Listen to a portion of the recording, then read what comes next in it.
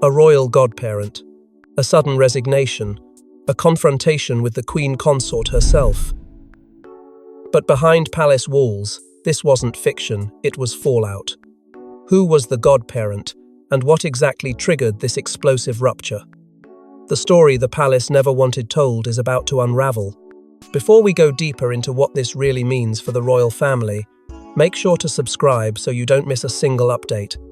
It began as a whisper first on the fringe blogs, then as an anonymous tip delivered to a tabloid newsroom at 2:14 a.m. By sunrise, it had exploded into a royal firestorm.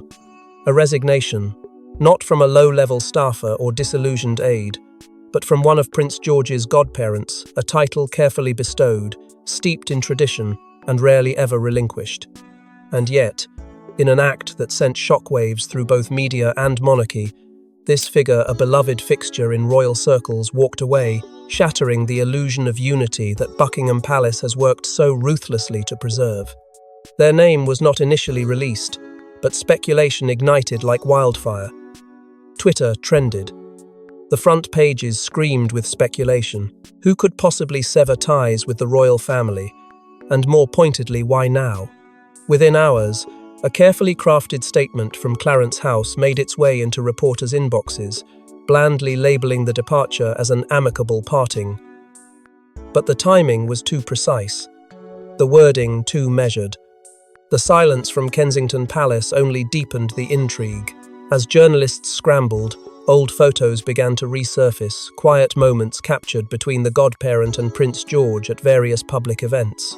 Behind them, echoes of the late Queen's unmistakable approval, a connection rarely publicized but always respected. This wasn't just a title, this was trust, legacy, and unspoken influence. The godparent in question had long been rumored to be one of Elizabeth II's personal confidants, someone who represented not just the past, but a bridge to it. And then came the image that sent the press into overdrive. Grainy but unmistakable. The godparent, emerging from the rear gate of a private royal estate, face pale, jaw clenched, their expression a blend of devastation and defiance. They said nothing, but they didn't need to. That single frame told a story that not even the palace's most seasoned handlers could suppress. Whispers began circulating of a heated exchange. Not just any disagreement, but a direct confrontation with Queen Consort Camilla. Those close to the matter described it as irreparable. What began as a discussion over royal protocol reportedly escalated into a personal reckoning, one that tore through the gilded halls of Windsor with shocking ferocity. The resignation wasn't merely symbolic, it was a declaration. Suddenly, all eyes were on the firm not just for answers, but for signs of fracture. The media sensed blood, and beneath the surface, something far deeper was unraveling. What could drive someone this embedded, this loyal, to such a dramatic exit? And more urgently, why confront Camilla? What lines were crossed? What truths were buried? But to understand this shocking resignation, we must rewind the royal clock to a bond forged in innocence, shadowed by secrets. This wasn't just a ceremonial title. This godparent was chosen for more than tradition. They were meant to shield the future king from the very ghosts that haunt the monarchy. But with that honor came a silent war of loyalty, hidden agendas, and whispered doubts. In the rarefied world of royalty, nothing is accidental, not a glance, not a word, and certainly not the selection of a godparent. It is more than a spiritual duty. It is a political act, a message, a mirror held to the future. When Prince George entered the world, there was no shortage of potential candidates, royalty, aristocracy, allies of the crown. But one name, quietly pushed forward, stunned even those within the royal inner sanctum. This wasn't just a friend of the family. This was someone whose very bloodline traced through the veins of old British power, aristocratic, cunning, untouched by scandal, yet intimately familiar with it. And perhaps most importantly, someone who had once stood in Princess Diana's corner, silent, loyal, unwavering, a whisper from the past, resurfacing in the present. It was William who insisted. His father didn't object, though Camilla is said to have hesitated. The Queen, still alive at the time, allegedly nodded with approval when the name was spoken aloud. A quiet signal that this wasn't just a symbolic gesture, it was a safeguard. Because behind palace walls, where shadows cling to titles and thrones, even a child's protector can become a threat. And in this case, that godparent became something much more than a ceremonial figure. They became a moral checkpoint, a presence at odds with the crown's trajectory, a voice of remembrance in a monarchy that seemed eager to forget. The relationship with young George began tenderly private visits, handwritten letters, a shared love of books passed down from Diana herself, moments never captured by photographers, never leaked to the press. Yet within those silent gestures was a deeper mission, to guide, to warn, to preserve the boy's innocence from being swallowed by the machinery of royalty. They were not just offering spiritual guidance, they were safeguarding a legacy. And the palace knew it. Over time, this godparent's influence grew not in public, but in private council. William, increasingly wary of shifts within the monarchy, turned to them in moments of doubt. Charles's reign was looming, Camilla's role expanding, and the godparent? They were a quiet resistor. While they never challenged the throne outright, their beliefs rooted in honor, tradition, and a fiercely protective loyalty to the memory of Diana put them at odds with the new order. A moral compass in a crumbling empire, one who could not be bought, silenced, or manipulated. One who viewed the monarchy not as a brand to be reshaped, but as a sacred trust. The tension was growing, but not yet spoken aloud. Smiles at public engagements hid private disdain.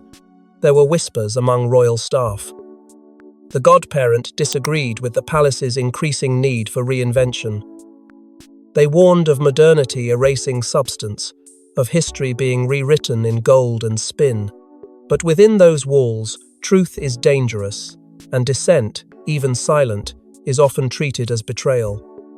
What began as ideological friction was now inching toward collision, but while one godparent guarded tradition, another royal rose through fire, shaping a monarchy in her own image. She was once the most hated woman in Britain.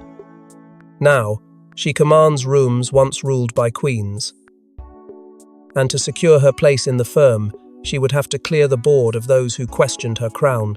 For years, Camilla lived in the shadows of royal history, cast as the intruder, the villain, the wedge that tore through the golden image of Charles and Diana. But time, silence, and strategy reshaped her story. What began as quiet resilience became quiet power. By the time Queen Elizabeth II passed, Camilla had not only survived the court of public opinion, she had conquered it. And when the dust of succession settled, she didn't merely step into the role of queen consort. She claimed it with silent resolve, placing herself not just beside Charles, but deep within the arteries of royal control. Every appearance, every appointment, every carefully choreographed moment, it was all part of the ascent. And those who thought they could resist her influence learned one by one that nothing inside the firm happens without Camilla knowing or approving. Charles, ever the romantic and ever the appeaser, welcomed her counsel without resistance. And in that vacuum of deference, Camilla began to redraw the map. Key figures in the inner circle quietly rotated out. Loyalists from her own world, long kept at the margins, were given access. Behind the scenes, Camilla's word became policy, her approval, currency, her silence, a warning. She didn't raise her voice. She didn't need to. What she offered the monarchy was not pageantry. It was survival. In a world ruled by headlines and hashtags, she sold the idea of a modern, loyal monarchy. A monarchy that doesn't dwell on ghosts, but controls its narrative. A monarchy not beholden to the past, but ruthlessly focused on the future. But the future she envisioned was not one Prince George's godparent had agreed to. And as Camilla's grip tightened, the ideological chasm widened. The godparent, rooted in the values of tradition, bound to promises made under the late Queen's reign, saw the monarchy not as a machine to manage, but as a legacy to honor. They raised objections, quietly at first, then more boldly. They spoke against removing long-standing advisors. They questioned the wisdom of turning the crown into a brand. and in doing so, they crossed an invisible line. At first, Camilla tolerated it. A few sharp glances, a cold dismissal in meetings, an unreturned call. But as the godparent's voice grew firmer, so did the consequences. According to one source close to the household, there were moments behind closed doors that reeked of silent war disagreements over how George should be introduced to royal duty, clashes over access to the child, conflicting visions of what legacy truly meant. The godparent didn't want George shaped into a modern figurehead. They wanted him to remember where he came from, to know the full weight of what his title meant and what had been sacrificed for it. But for Camilla, that was dangerous. Dangerous sentiment, dangerous influence, and above all, dangerous loyalty. Eventually, the whispers turned into commands. One source revealed a chilling phrase passed between senior aides. They challenged her authority one too many times. It wasn't shouted, it was acknowledged. And in the royal world, that's all it takes. But even Camilla, meticulous, calculating, could not have predicted how far the godparent would go. Their resistance wasn't just personal, it was principled. They weren't backing down. And so, a confrontation became inevitable.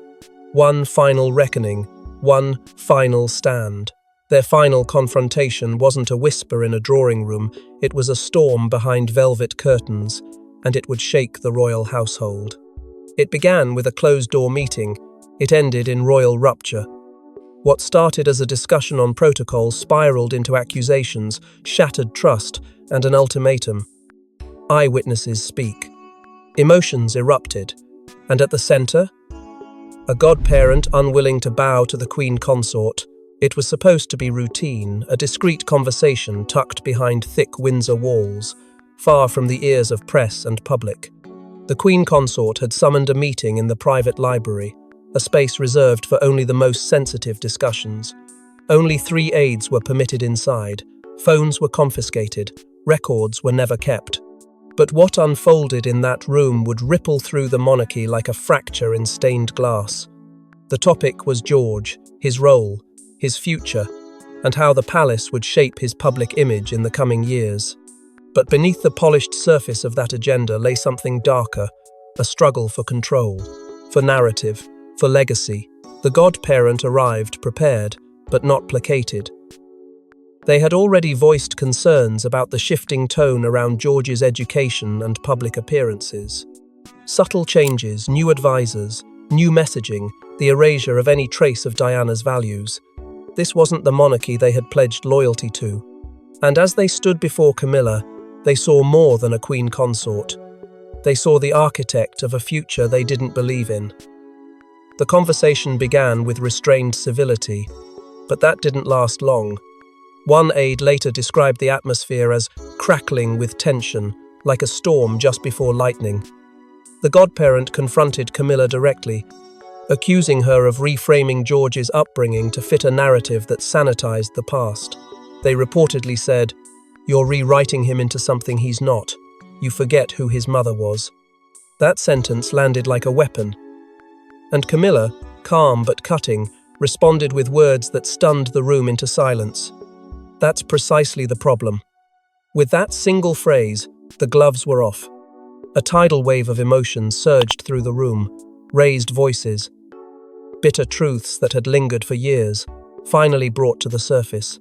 The godparent accused Camilla of dismantling Diana's legacy piece by piece, starting with the children who bore her blood.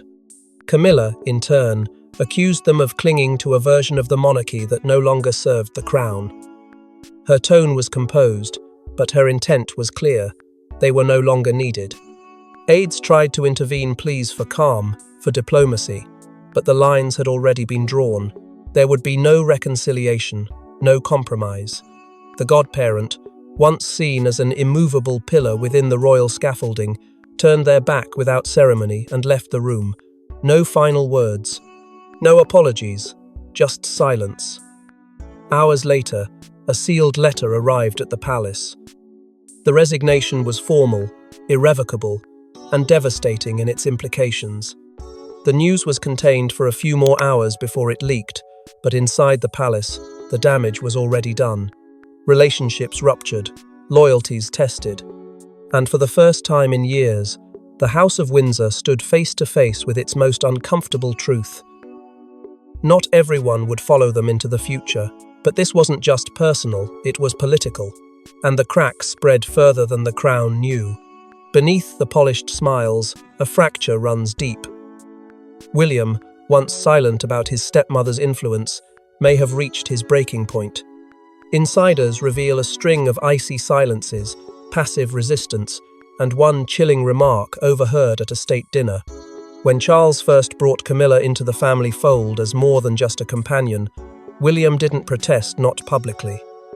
In the early days, he understood the politics, the optics, the need to move forward. He smiled when he had to.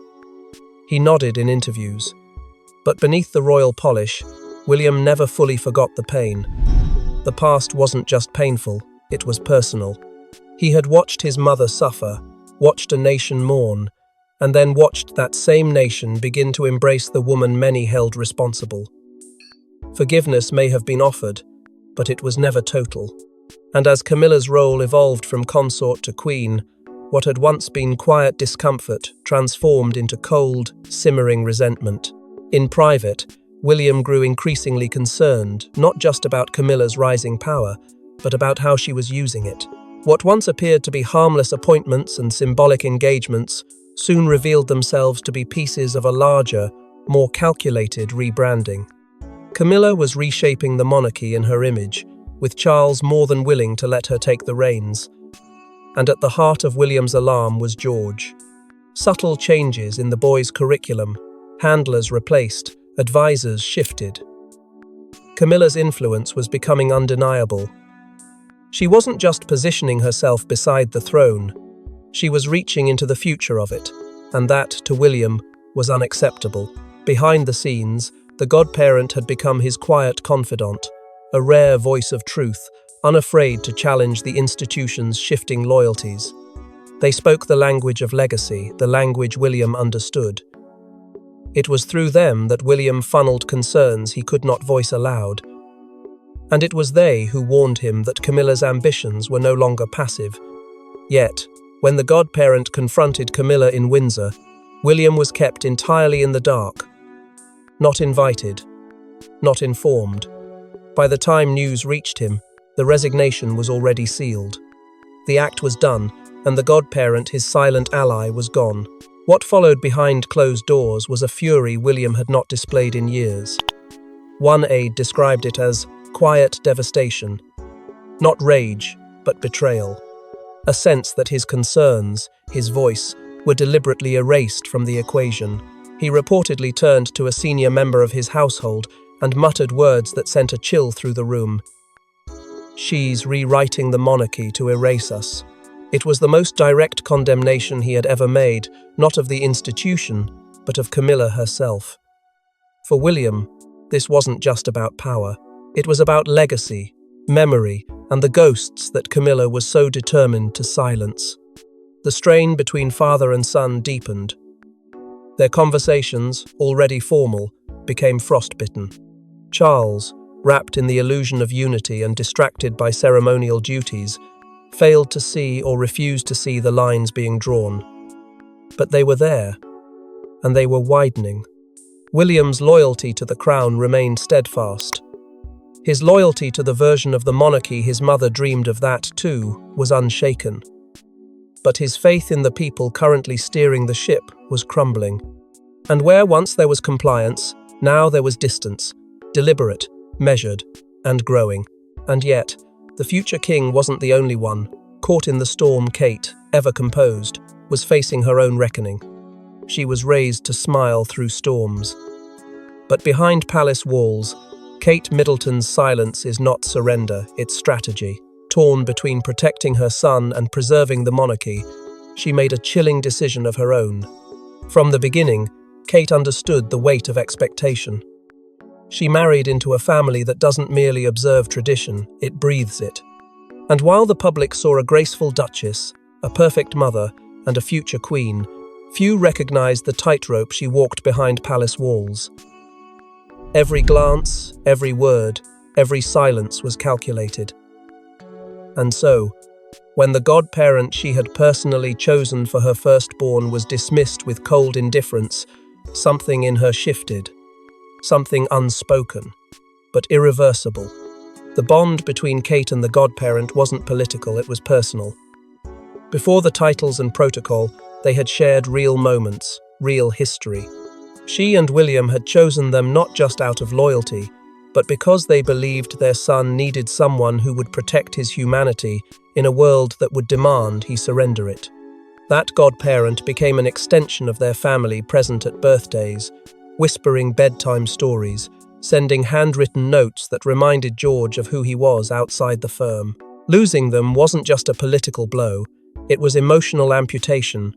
Kate had watched the confrontation unfold from afar, deliberately kept out of the room, her counsel neither sought nor welcomed, and when the resignation came, she was devastated but not shocked.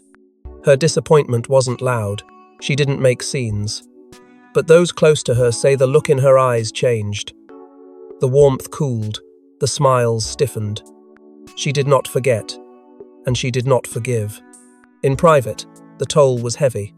She had to explain the departure to George, shielding him from the reasons, from the betrayal, a boy too young to understand court politics, but old enough to feel the loss. And while the world saw a poised royal mother attending ceremonies in muted colours, behind the scenes she was navigating a heartbreak that was both personal and strategic. The monarchy had chosen silence over explanation, so she would choose stillness over submission. Sources confirmed a private meeting between Kate and the godparent in the days following the fallout. No press, no aides. Just two people who had once trusted each other with the future of a child, now saying goodbye in hushed tones. Those present said tears were shed, but words were few. What more was there to say when loyalty had already been answered with exile? But Kate is not merely a grieving mother. She is a tactician, one whose influence behind palace doors has quietly grown stronger with each crisis. While others seek the spotlight, she moves through shadows, gathering allies, keeping notes, learning exactly when to speak and when to wait. She's been underestimated for years. That is her advantage.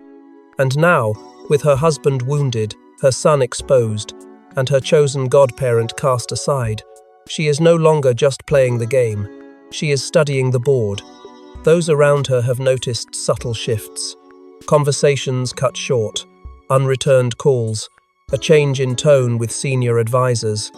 She is planning something, not a rebellion, not yet, but a redirection, a recalibration of the royal future and George's place in it. Because if the monarchy thinks it can shape her child without her, it has forgotten who she is. But the royal game has many players, and as one exits the stage, another steps from the shadows with an agenda of his own. He left the firm, but he never left the family. When Prince Harry learned of the resignation, his response was immediate and defiant. A private call, a public statement, and whispers that this godparent had once been closer to him than anyone knew. Across the Atlantic, far from the polished facades of Buckingham and the watchful press galleries of Kensington, the news of the godparent's resignation reached Prince Harry, not through official channels but through one of his few remaining contacts still willing to speak the truth. And when he heard it, the reaction was swift, emotional, and unfiltered. "This should never have happened," he reportedly told an inner circle member. The line spread quickly. But those who truly knew Harry understood this wasn't just about protocol or drama. It was about a reckoning. Because this godparent wasn't just George's guide. At one point, they had been Harry's anchor. In the years before the royal rupture, the godparent had been one of the few to listen without judgment. Long before Harry and Meghan made headlines for walking away, this figure had warned of the quiet corrosion happening within the palace. They had stood by Harry not always publicly, but with undeniable loyalty through the press wars, the family silences, the slow unravelling of what it meant to be a Windsor. It was said they once wrote Harry a handwritten note after a particularly brutal tabloid week. Truth doesn't tremble, even when everything else does. That sentiment had never left him. So when the godparent walked away, not quietly, not politically, but with bold defiance, Harry didn't hesitate. Within 24 hours, he reached out. The call was said to be brief, but deeply emotional. There were apologies, regrets, a mutual understanding that neither of them truly fit within the mold they were born into. And while no recordings exist, insiders say Harry's voice cracked as he thanked them for protecting George for standing up when others stayed silent. Then came the post. From the Sussex camp, a vague but deliberate message. No names, no specifics. Just a quote reposted from a former confidant of Diana's. The ones who protect children from the weight of legacy are rarely celebrated but always remembered. It wasn't subtle. It wasn't accidental. It was Harry's way of saying what he couldn't in formal statements, that he saw what had happened, and he stood against it. Meghan, too, was watching. She had met the godparents several times before the split, and archival footage later reviewed showed quiet moments between them, brief exchanges during garden parties, knowing smiles at state events.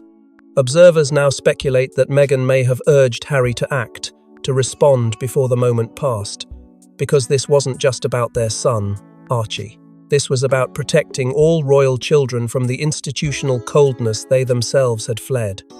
And now, rumours swirl. That Harry is considering offering the godparent a role within Archewell, his foundation focused on compassion, legacy, and change. A way to bring their moral compass into a different kind of institution, one not ruled by crowns, but by conviction. But as the monarchy braces for another public scandal, one question hangs over them all. What does this mean for young Prince George? Innocent, poised, and watched by millions, Prince George may not understand the storm raging around him, but every decision, every feud, every resignation is shaping the boy who will one day wear the crown. What kind of king is being forged in this fire? At just 10 years old, Prince George holds a title older than his comprehension, a destiny heavier than any child should bear. And yet, with every passing year, the burden becomes clearer. He is the heir not just to a throne, but to a legacy fractured by secrets, betrayals, and the ghosts of two very different women, one who birthed a revolution, and another who rebuilt a monarchy in her image. In the tug-of-war between past and present, George has become the quiet centre of a storm he did not choose. The resignation of his godparent, though wrapped in adult politics, hit him in the place no title can shield a child's heart. To George, this godparent was not a symbol of ceremony. They were comfort, constancy, and warmth in a world governed by protocol. Their departure was not explained in memos or statements, it was explained in hushed voices, in softened tones meant to hide the truth. But children feel the shape of absence. They sense the tension adults try to conceal. And when the people they trust vanish without answers, a fracture begins. Subtle, but real. He has felt it between his parents and the Queen Consort, between what he is told and what he observes. The monarchy may be obsessed with image, but George lives in its reality, one where a familiar face has been quietly erased from his life, and no one will say why. Inside the palace, George is protected by thick walls, curated schedules, and carefully chosen mentors. But no guard is strong enough to block out the undercurrents of conflict. The tension between William and Camilla, the strain between Kate and the crown. He may not grasp the reasons, but he feels the pressure. He hears the silence when certain names are mentioned. He notices the shifts, the people who used to be there who no longer are. And in those gaps, questions begin to form. What is loyalty? Who can be trusted? What does it mean to be royal? Outside, the press hovers, dissecting his every public move. His posture, his expressions, even the way he waves are examined for signs of the king he will become. But behind those staged smiles stands a boy grappling with the very institution that demands his devotion. Kate shields him fiercely, drawing invisible lines between public obligation and private childhood. But even she cannot erase the shadow cast by this latest departure. Because this wasn't just a godparent stepping down, it was a challenge to the very foundation of what George is being groomed to uphold. And that is what chills the crown the most. Not just that a trusted figure walked away, but that it planted a seed, a possibility. a terrifying question. What if he walks away just like Harry? What if, one day, George looks at the throne and sees not duty, but damage? What if he, too, begins to question the version of royalty being fed to him? The monarchy depends on heirs not only accepting their fate, but believing in it. And belief, once shaken, rarely returns unbroken. As one era fractures, another begins. But before the dust settles, the godparent has one last move to make, and it could rewrite royal history. Days after resigning, a letter surfaced unsigned, but unmistakably written by the godparent. In it, a plea to the monarchy, a warning for the future, and a message to the boy they once vowed to protect. These words may never be read aloud in Buckingham, but tonight, they echo across the world. The envelope was delivered without fanfare, hand-delivered to 3 royal correspondents known for their discretion and reach. No return address, no signature, just heavy parchment, sealed in silence. But the moment it was opened, the tone, the phrasing, the unmistakable emotion confirmed what the palace had feared. The godparent had not gone quietly. This letter was not a memoir, it was a reckoning, each line carved with purpose, each sentence dripping with defiance. It was both confession and declaration, a final act from someone who had once stood at the very heart of royal trust and now stood completely outside it.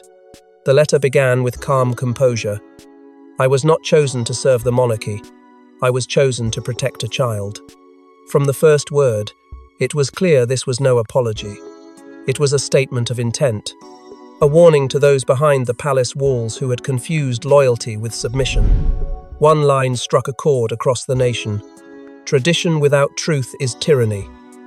A sentence that called out not only the palace's silence, but the rot that spreads when image is valued more than integrity. Though names were never mentioned, there was no mistaking the veiled criticism directed at Camilla's growing influence, nor the stinging indictment of a monarchy that, in the godparents' words, no longer recognizes the difference between legacy and illusion. The godparent did not ask to return. They did not ask for redemption. What they gave was perspective. Painfully honest, sharply worded, they recounted moments with George, his questions, his quietness, his spark.